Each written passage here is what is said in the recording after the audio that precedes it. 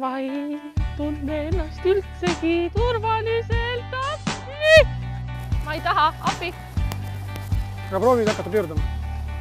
See hoog läheb kiireks. Nüüd juhtus see, mis sa suusatamisel tegid. Ehk siis, et sul kallutab puusast rohkem ette, jalg ette ja pöörda ka. Jääb seisma, noh. Murule ja tule tüdruk. Kõige parem pidurdusvariant on murul.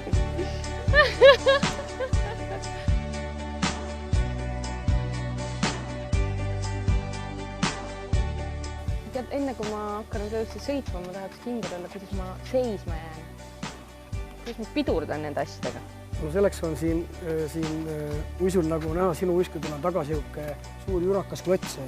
Ehk siis ta on siin ongi pandud parem jalalla selleks, et see peaks nüüd kinni pidurdama. Ja see tehniliselt käiks siis niimoodi, et nagu meil see põhiasend oli, teeme seda selline muru peal üldse, on parem, sest sa siit libised kohe nagu minema. Ehk siis, et nagu sul see ma toetasin käest nagu põhiasend oli, ja nüüd viid selle jala ette ja tõstad nagu kanna ülesse. Vabandust, varbad üles, et sa surud selle kanna kõvasti vastu maad. Ja nii see põhimõtteliselt peaks seisma jääma. Põhimõtteliselt? Teoreetiliselt ja põhimõtteliselt ongi seda selleks, et sellise liigutuse abil sa peaks seisma jääma. Nii, teine pidurdusviis, näed, minu viskudel seda kannaklotsi ei ole, siis me võtame nii-öelda sama siin vasaku tugi jala peal ja paneme selle uisu täitsa risti tee asendisse ja lohistame jõuga teda siin taga. Et minul, kuna klotsi ei ole, siis mul muud variante ei olegi. Aga kui sa sinna kaugele jätad taha, siis sa kukud maha, sest siis hakkab see jalg tegema niimoodi. Sa pead panema teda täitsa uisu lähedale, sest siis on raskus siin selle jala peal ja teine tagant toetab ka. Ehk siis, et põhimõtteliselt on võimalik nii ka pidurdama saada. Nüüd palun proovime siin seda asfaldi peal. Ehk siis, et nagu see välja peaks nägema päris elus. Ma pean vist, kuna Kalle on sinnapoole, siis ma üritan sinnapoole. No okei. Ole valmis mind püüdma. Olen turvama. No nii, ma lähen. Mõtle lase poolist alla ka.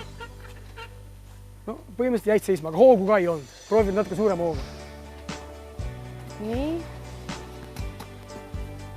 Ja kõvemini. Tubli, näed, jäidki seisma. Väga hästi. Nii, ja nüüd see teine see. Nii, ja kui me seda teist teeme, siis proovime seda vastumäge, et see on nagu see asend on ju, et sa siit lohistad seda uisku siis nagu järel. Aga siin praegu me lükkame, ehk siis, et Adelina, pane see jalg siia võimalikult tahavalt, nii, see oleks ideaalne asend. Nüüd, kui sa keharassi kannad sellele vasakule jalale, siis nüüd surud sulle parem jala lihtsalt jõuliselt vastu maad ja vead nagu 4 ratast korraga järel. Ehk siis, et kui ma sul praegu nüüd ees teen, siis see võiks välja näha niimoodi.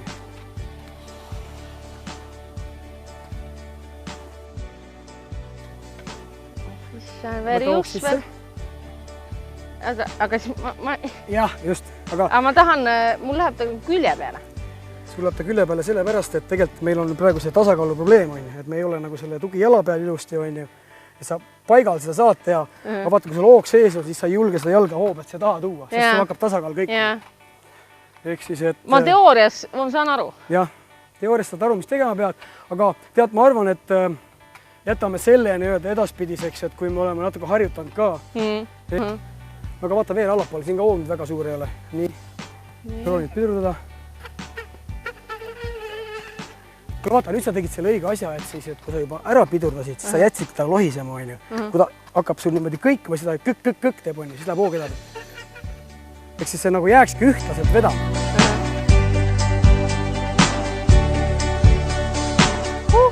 Hirmus on. No jah, et sellest hoog ju kasvab, aga noh, jääme seisma kiirusti. Nii.